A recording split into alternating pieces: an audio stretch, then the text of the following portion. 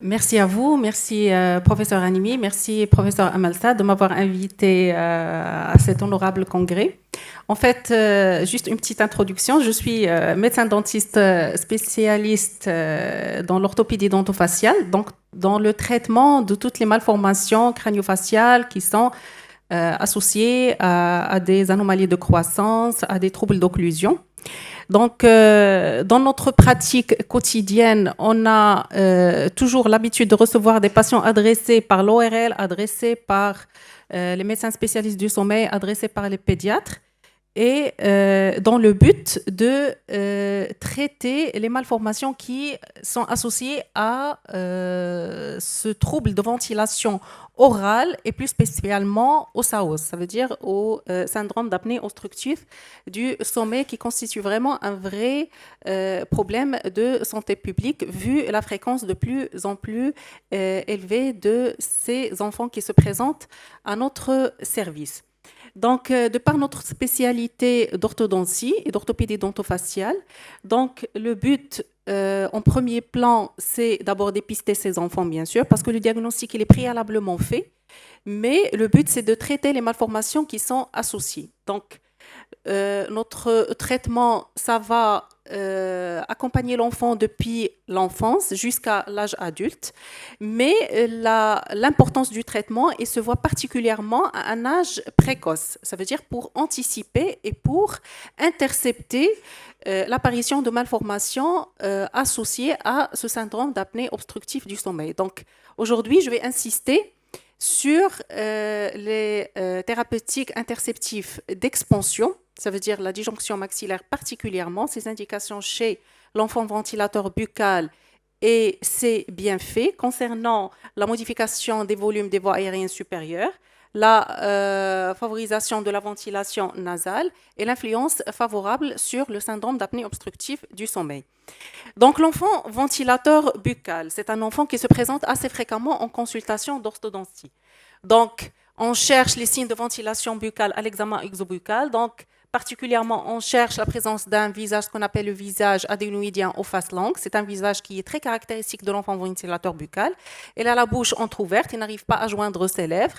Il a le visage qui est fatigué, des signes de somnolence. On voit une augmentation assez particulière de l'étage facial inférieur, des paupières qui sont somnolentes, avec les narines qui sont le plus souvent pincées, avec l'apparition de cernes. Donc, ça, c'est des signes annonciateur, c'est pas à nous de faire le diagnostic. Comme je vous ai dit, le diagnostic il est préalablement fait et actuellement on sait que le gold standard pour le diagnostic du SAO c'est la polysomnographie. Mais nous, quand on reçoit l'enfant, on cherche ces signes annonciateurs.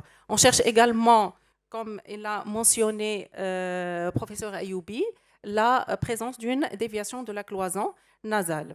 À l'examen endobuccal, on cherche la présence d'amygdale hypertrophiée, la présence de végétation, la présence d'une langue basse avec une insertion frénale basse. Alors cette langue basse qui est propulsive le plus souvent, qui s'étale entre les arcades, c'est un signe très fréquent chez les patients ventilateurs buccaux. Et en examen endobuccal, on cherche à identifier la présence ce qu'on appelle un déficit transversal au niveau de l'arcade maxillaire qui est très annonciateur de la présence de ventilation buccale. Alors pourquoi ?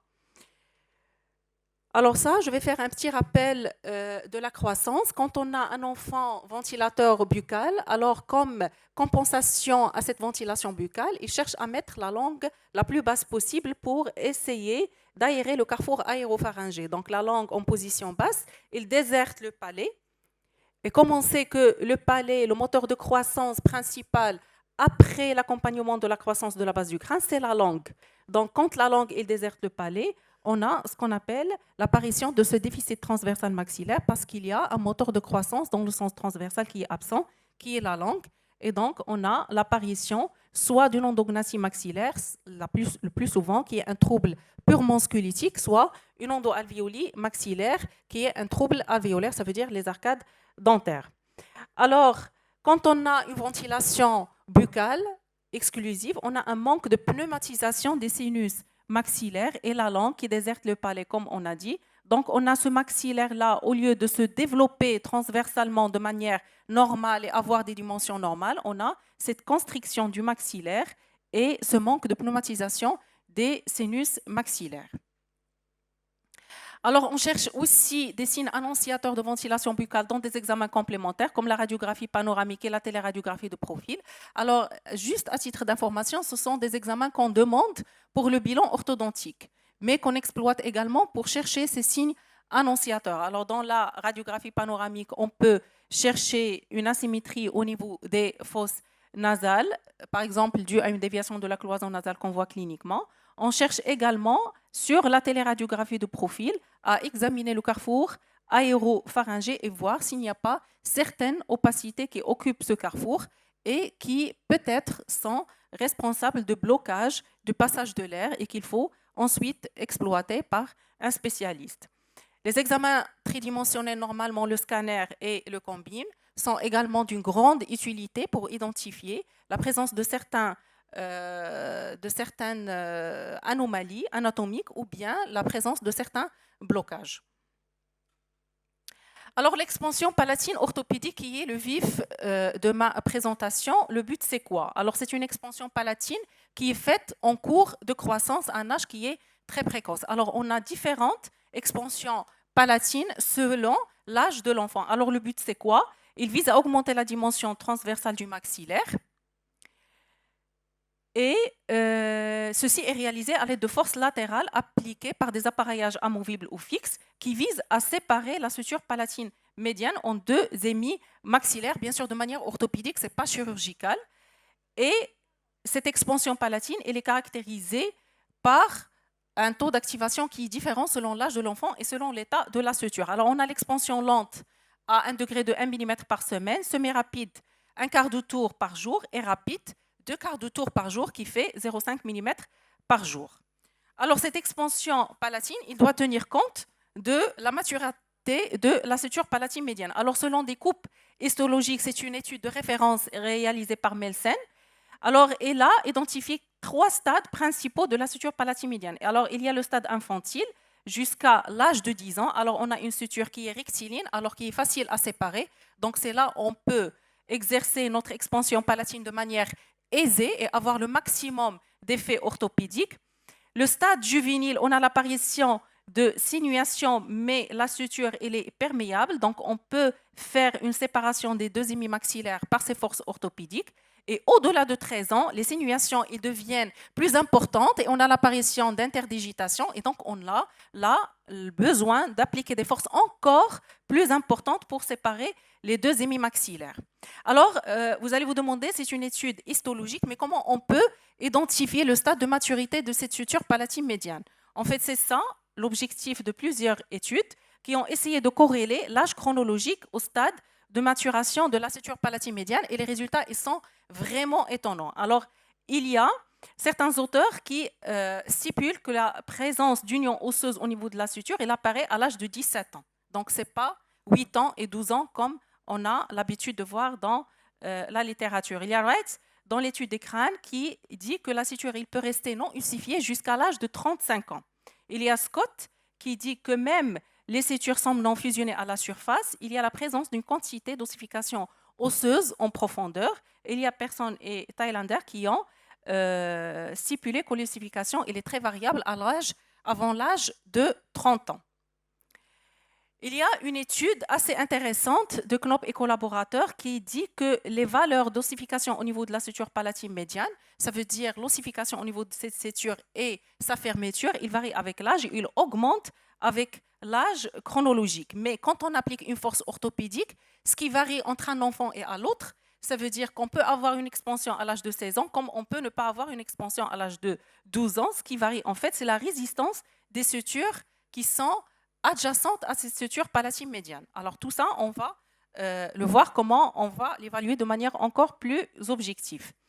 Alors, il y a la radiographie occlusale qu'on faisait auparavant qui va identifier la fertilité de cette suture palatine médiane, mais cette radio, elle est au cas par cas. Elle n'est pas indiquée chez tous les patients, particulièrement chez les patients qui présentent un encombrement au niveau de la région médiane, ça veut dire un encombrement dentaire qui risque de camoufler cette suture palatine médiane. Il y a un autre moyen, c'est la méthode de maturation des vertèbres cervicales. Alors, la méthode de maturation des vertèbres cervicales, c'est une méthode qui est assez récente, qui exploite les vertèbres cervicales, la deuxième, la troisième et la quatrième vertèbre cervicale, issues de la téléradiographie de profil. Ça veut dire à partir d'un seul examen, qui est la téléradiographie de profil, on peut faire notre diagnostic orthodontique pour la prise en charge purement orthodontique, mais on peut aussi exploiter l'âge osseux de l'enfant et voir s'il y a encore une maturité des sutures qui permet de faire une expansion orthopédique. Alors, il y a Bacchetti et collaborateurs qui ont identifié 6 stades de maturation des vertèbres cervicales. Alors, pour Bacchetti, il recommande l'expansion avant le pic pubertaire de croissance. Ça veut dire avant le pic pubertaire qui est identifié entre 12 ans, voire 14 ans, selon à ce que ce soit une fille ou bien un garçon. C'est là où on peut avoir le maximum d'effets orthopédiques, ce qu'on cherche, ça veut dire, et sur la ventilation. La troisième méthode, qui est la méthode la plus récente et la plus spécifique et la plus fiable, en utilisant le combine. Alors le combine, là j'ouvre une petite parenthèse, on ne va pas l'indiquer juste pour identifier l'état de maturation de la suture palatine médiane, en respectant le principe de justification, de limitation et d'optimisation utilisé en radioprotection bien sûr, mais quand on a l'occasion d'exploiter, on a besoin d'indiquer un combine chez l'enfant pour exploiter, pour avoir d'autres informations, alors on l'exploite également pour voir l'état de la suture palatine médiane. Alors là, il y a 2 évaluations pour voir l'état de cette suture. Il y a l'évaluation qualitative, il y a l'évaluation quantitative. Alors, en résumé, c'est quoi? Qualitatif, ça veut dire qu'on va voir l'aspect de la suture, la présence d'un seul trait, festonné ou bien irrégulier, la présence de 2 traits, et jusqu'à où il va ce trait. Alors, il y a des stades. Alors, le stade A, c'est une ligne de suture droite, de haute densité, avec peu d'interdigitation. Alors, généralement, ça, chez l'enfant très jeune, en denture temporaire. Il y a le stade B, la présence de lignes festonnées à haute densité, ou bien une ligne festonnée à haute densité dans certaines zones, et d'autres zones, la présence de 2 lignes parallèles festonnées, comme là, l'image commente l'image sur une coupe axiale. Alors, les 2 lignes, ils sont proches l'une de l'autre et séparées par des petits espaces à faible densité. Alors, le stade C, la présence de 2 lignes parallèles festonnées et à haute densité proches l'une de l'autre, ou bien la présence d'une suture qui est disposée en ligne droite ou avoir une configuration qui est irrégulière. Alors, plus on monte dans les stades, plus la maturation de la suture augmente et plus les chances d'avoir un effet orthopédique il diminue. Le stade D, alors la fusion de la suture palatine médiane, s'est produite dans l'os palatin avec maturation progressant d'arrière en avant. Alors la suture elle est visualisée sous forme de 2 lignes qu'on voit ici, festonnées à haute densité sur la ligne médiane, de la portion maxillaire du palais, et la suture palatine médiane peut être visualisée sur l'os palatin. Alors sur l'os palatin, on ne voit rien, mais la présence d'un résidu de suture sur l'os maxillaire, et la densité de l'os palatin parasutural est plus élevée que l'os prémaxillaire. Ça veut dire que là, on assiste à un début de fermeture de cette suture palatine médiane.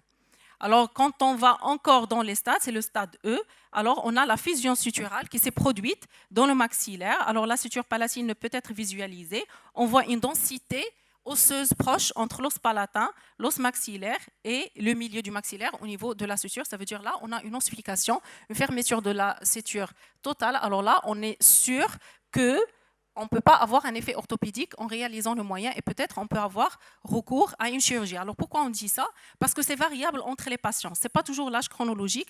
Des fois, on fait une orthopédie chez un enfant qui a 12 ans, mais on n'obtient pas une expansion qui est orthopédique. On n'obtient que des effets dento-alvéolaires, donc on n'a pas d'effet visible sur l'amélioration de la ventilation. On se demande toujours pourquoi. Alors, en fait, les études, ils ont montré que c'est variable entre les patients, comme on peut avoir une expansion bien réussie chez un patient qui a 17 ans, rien qu'en utilisant une expansion orthopédique. Donc, ce n'est pas toujours l'orthopédie, ce n'est pas toujours la chirurgie, c'est au cas par cas. Alors, l'autre moyen, c'est l'évaluation quantitative. Alors là, en utilisant toujours le combine, alors qu'est-ce qu'on va faire? Alors là, on va utiliser des coupes axiales toujours, et on va comparer la densité de gris dans 3 zones qui sont la zone au niveau de la suture, la zone au niveau du palais mou et le processus palatin du maxillaire. Alors, on va comparer la densité entre ces 3 zones pour justement ressortir ces densités de gris au niveau de la suture palatine médiane. Alors, on a un rapport, on a un ratio, on va comparer la différence de densité de gris. Alors, la densité de gris, elle est donnée par un logiciel. Ce n'est pas nous qui la calcule, on va juste placer le cursus de logiciel au niveau de la zone volue, ça veut dire au niveau de la suture, ou bien au niveau du palais, ou bien au niveau des processus palatins, on va calculer la différence de densité. Alors, plus le rapport il est diminué, ça veut dire qu'on a une densité au niveau de la suture qui est proche au niveau de la densité au niveau du palais mou. Et donc là, on peut dire que la suture elle est encore fertile et peut répandre. Alors que plus le rapport il est proche de 1, ça veut dire que la zone de la suture est plus proche au niveau du processus palatin du maxillaire. Alors là, on peut dire que la suture elle est complètement calcifiée et donc on ne peut pas avoir un effet orthopédique à ce niveau-là. Alors l'expansion palatine orthopédique proprement dit. Alors les indications, c'est l'augmentation de la largeur. Alors là, c'est un palais très caractéristique, ce qu'on appelle une endognathie maxillaire. Alors là, on est quasiment sûr, en voyant ce palais, que cet enfant-là, il présente une ventilation buccale. D'accord ? Donc, le but, c'est d'augmenter la largeur de l'arcade supérieure en présence d'un maxillaire qui est étroit, éliminer la dysharmonie transversale entre l'arcade maxillaire et l'arcade mandibulaire et éliminer ces articulés croisés et améliorer l'esthétique du sourire. Bien sûr, on va voir les effets sur les ventilations par la suite. Alors, les appareillages utilisés, alors ils dépendent de l'âge de l'enfant. On peut avoir une expansion palatine lente en denture primaire ou bien en début de denture mixte. Alors, les forces utilisées, ils sont faibles, de l'ordre de 1 mm par semaine. Alors, on peut utiliser un quadilix ou bien une plaque Avérin. Bien sûr, il y a des effets dento-alvéolaires, mais le but, c'est d'éliminer un problème fonctionnel à un âge qui est précoce. Alors, l'expansion palatine rapide, quand on avance dans l'âge du sujet, ça veut dire quand la suture présente des interdigitations ou bien des sinuations. Alors là, la résistance de la suture face au traitement orthopédique, il augmente. Alors à ce moment-là, on a besoin d'un appareillage qui est plus puissant. C'est le disjoncteur, ce n'est plus la plaque Avérin, c'est le disjoncteur. Alors les forces, ils sont relativement plus élevées, à l'ordre de 0,5 mm par jour. C'est 10 à 20 livres de pression qui sont transmises à la suture palatine. Ça veut dire que c'est une activation de 1/4 de tour le matin et 1/4 de tour le soir. C'est vraiment, ça donne un peu de douleur pour l'enfant, mais c'est vraiment, ça donne beaucoup d'effets orthopédiques. Alors, les types d'appareillage, on a le HAS et le IRAX. Alors, l'IRAX, c'est l'appareillage de référence. La différence, c'est simple, c'est que là, on a un ancrage purement dentaire. Et là, on a un ancrage dentaire et avec la résine. Le but, c'est d'augmenter l'effet orthopédique. Ça veut dire augmenter la force, quoique j'ai fait une petite recherche et j'ai trouvé que généralement, on peut indiquer le IRAX quand on a la possibilité parce qu'il n'y a pas vraiment de différence statistiquement significative entre les deux appareillages. Donc, pas la peine d'encombrer l'enfant. Il suffit de mettre un ancrage purement dentaire. Il y a les appareillages aussi à recouvrement acrylique. C'est une résine qu'on met sur la surface des dents ou bien à 4 bagues pour augmenter justement l'ancrage osseux. Et là aussi, ça dépend des préférences de l'orthosiste, ça dépend des préférences du praticien. Il n'y a pas vraiment de différence statistiquement significative. En fait, ce qui prime, c'est l'âge de la suture. À la réponse, ce n'est pas vraiment l'appareillage en lui-même. Alors, l'innovation actuellement, c'est le disjoncteur maxillaire à ancrage osseux par Diminivis. Alors là, on peut l'indiquer chez l'enfant ou bien qui est en âge pubertaire ou bien un petit peu post-pubertaire pour lui épargner la chirurgie. Alors, c'est un ancrage purement osseux. On va avoir des effets squelettiques parce qu'on va avoir ancrage sur des mini-vis. Alors, on aura besoin d'un combine et d'une empreinte optique, une empreinte digitale de l'arcade dentaire. On va superposer les deux et on va choisir par le logiciel l'emplacement de la mini-vis selon la quantité de l'os disponible et selon l'emplacement là où il y a le plus de sécurité pour ne pas toucher une structure anatomique. À partir de là, on va imprimer un guide qu'on va stériliser bien sûr et on va choisir la mini-vis à partir de la bibliothèque des mini-vis et on va programmer l'enfant pour la petite chirurgie buccale sous anesthésie locale. Ça ne prend pas beaucoup de temps, on va placer les mini-vis et ça donne des résultats vraiment extraordinaires. Alors, l'expansion palatine rapide, ça se fait à l'aide d'une vis en suivant une flèche qui est indiquée sur l'appareillage. Alors, c'est une flèche jaune qui est indiquée sur l'appareillage. On fait un quart de tour d'avant en arrière selon la flèche, ce que indique la flèche, et on arrête lorsque le trou suivant il apparaît. Donc, la distance entre deux trous, c'est 0,25 mm. Alors, les résultats, alors je pense que c'est ça ce qui vous intéresse le plus. Alors, les résultats de l'expansion palatine rapide, c'est l'expansion maxillaire et l'augmentation du périmètre d'arcade. Alors, regardez là, le passage de cette arcade à cette arcade, rien qu'en utilisant un disjoncteur. Alors, le but, c'est de corriger l'insuffisance transversale du maxillaire et de normaliser l'occlusion. Et l'augmentation des distances intercaniennes de 3 mm, interprémolaires de 6 mm et intermolaires de 6,5 mm.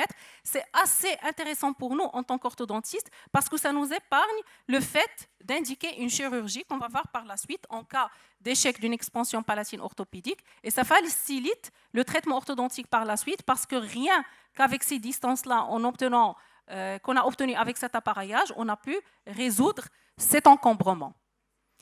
Alors, les effets aussi, c'est l'apparition d'un diastème. Alors ça, c'est le signe annonciateur qu'on a réussi l'expansion, c'est l'apparition d'un diastème interincisif entre les incisives maxillaires et la sensation de pression au niveau de la partie inférieure du nez. Alors là, ça prouve que les forces y sont importantes.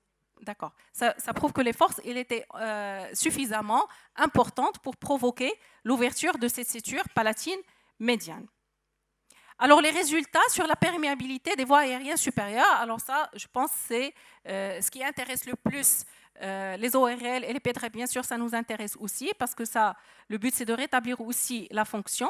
Alors, les os maxillaires forment la base anatomique des cavités nasales. Donc, quand on applique une expansion palatine orthopédique, la suture, il s'ouvre. Alors, les os palatins et maxillaires se déplacent latéralement. On a les murs latéraux de la cavité nasale qui s'éloignent, le volume des fosses nasales qui augmente et l'orifice périforme qui est élargi. Alors, j'ai essayé de faire une petite synthèse de la littérature. Alors, sur les études qui ont utilisé la téléradiographie de face, toutes les études, ils ont montré une augmentation de la largeur des cavités nasales suite à l'utilisation de l'expansion palatine orthopédique. Alors, en utilisant aussi la téléradiographie de face, alors il y a Cohen-Levy qui a beaucoup travaillé sur le sujet. Il a montré une expansion des planches et des fosses nasales qui est du 1/3 de l'expansion palatine. Pour une expansion dentaire de 6 à 10 mm, on a 2 à 3,5 mm d'expansion au niveau des planches et des fosses nasales. Et c'est très intéressant, bien sûr, pour augmenter la perméabilité de l'orifice périforme. Il y a Lagravère et collaborateurs qui ont également montré une augmentation significative de la largeur latéronasale de 2,14 mm. Alors, les examens tridimensionnels aussi, ils ont montré qu'ils ont d'une précision assez sensible pour montrer l'augmentation des dimensions nasales suite à l'expansion palatine orthopédique. Alors, il y a Pazargani et collaborateurs qui ont montré un élargissement de la cavité nasale de 17 à 33%. Il y a Bartrieri et collaborateurs qui ont montré une disjonction au stade prépubertaire au titre de 2,11 mm, comparativement au groupe contrôle qui est de 0,5 mm. Il y a Badreddine et collaborateurs aussi qui ont montré un élargissement de l'orifice périforme qui est de l'ordre de 2 mm, rien qu'avec l'expansion palatine orthopédique. Il y a aussi Chaplet et collaborateurs qui ont montré une augmentation des volumes de la cavité nasale et des sinus maxillaires plus importante par rapport au groupe contrôle, comme le montre ici l'image du Combim, rien qu'en utilisant l'expansion palatine orthopédique. Alors, de point de vue stabilité, alors les études, alors la stabilité de la disjonction, pourquoi on en insiste? Parce que c'est une thérapeutique qui est très récidivante. Alors certaines études ont montré une stabilité à 3 mois avec une augmentation supplémentaire de l'air et du volume des cavités nasales entre le scanner réalisé immédiatement et le scanner réalisé 3 mois plus tard. D'autres études encore plus intéressantes qui ont montré une stabilité à 6 mois et d'autres études une stabilité à 11 mois après la dépose du disjoncteur, ce qui est très intéressant pour garder ce volume des cavités nasales qui est assez élargi.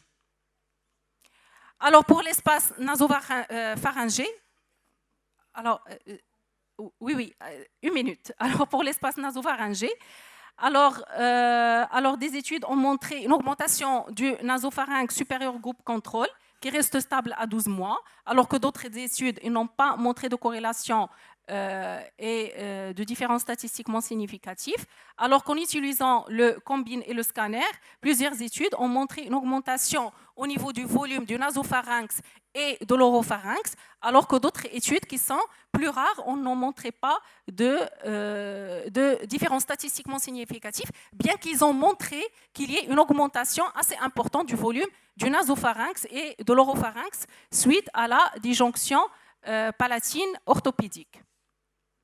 Alors, il y a aussi des effets assez importants sur la posture céphalique, rien qu'en utilisant la disjonction orthopédique, par diminution de l'extension cervicale et une tendance à la flexion de la tête, donc un changement de la posture céphalique, rien qu'en utilisant ces thérapeutiques orthopédiques. Il y a aussi des changements sur la posture linguale. Alors pourquoi la posture linguale? C'est très intéressant parce que quand on fait une disjonction palatine orthopédique, pour garder les dimensions transversales du maxillaire, il faut qu'il y ait un déplacement de la langue au niveau du palais pour garder ces dimensions transversales nouvellement obtenues. Donc voilà. Donc il y a des études qui ont montré aussi l'intérêt de rétablissement de la ventilation nasale pour garder les résultats de la disjonction palatine rapide. Donc, il ne suffit pas de faire la disjonction, il faut faire la disjonction maxillaire et le rétablissement de la ventilation nasale pour espérer un changement de la posture de la langue et avoir une stabilité des résultats suite à la disjonction. Docteur Al-Hidaoui, je suis désolée, on va devoir conclure. Oui, alors comme conclusion, alors je voulais vous montrer un cas chirurgical. Bon, alors pour conclure,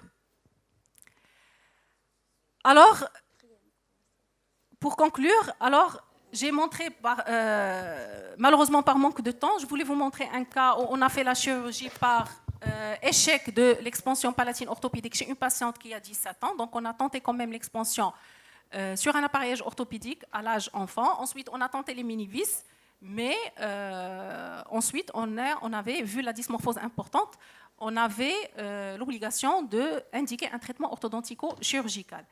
Alors, la disjonction orthopédique proprement dit, il pourrait augmenter la dimension nasale et au niveau fonctionnel, on a une amélioration de la posture céphalique et linguale et une sensation subjective du patient, ça veut dire le patient qui sent l'amélioration et une amélioration des valeurs de l'apnée-hypopnée au niveau de l'examen polysomnographique du sommeil avec des bénéfices sur la santé générale de l'enfant. Alors, les études qui sont actuellement disponibles, elles indiquent la disjonction palatine orthopédique, mais il ne faut pas indiquer la disjonction palatine orthopédique pour rétablir la ventilation. Alors, ce n'est pas le but. Quand on a un enfant ventilateur buccal, mais qui présente un déficit transversal maxillaire, c'est là où on peut indiquer la disjonction palatine orthopédique pour avoir l'effet maximum. Ça veut dire si on a des dimensions maxillaires qui sont normales, mais qu'on a un problème ventilatoire, alors là, ce n'est pas l'indication de la disjonction palatine orthopédique. Là, il faut voir le problème ailleurs, peut-être voir un obstacle et rétablir la ventilation nasale. Ça veut dire que le problème, elle est ailleurs. Mais nous, en tant qu'orthodontistes, quand on a les deux, actuellement, on voit de plus en plus de patients adressés par les ORL, adressés par les pédiatres. Alors, ils ont de plus en plus cette conscience de traiter, de voir l'enfant de point de vue endobuccal. Donc, ils sentent qu'il y a un problème, ils sentent que quelque chose ne va pas. Donc, ils l'envoient chez l'orthodontiste. Ça nous fait plaisir parce que l'enfant, il se présente à temps. Donc, on a la possibilité d'essayer plusieurs moyens. On a la possibilité, une marge pour intervenir. Et les résultats, ils sont de plus en plus prometteurs.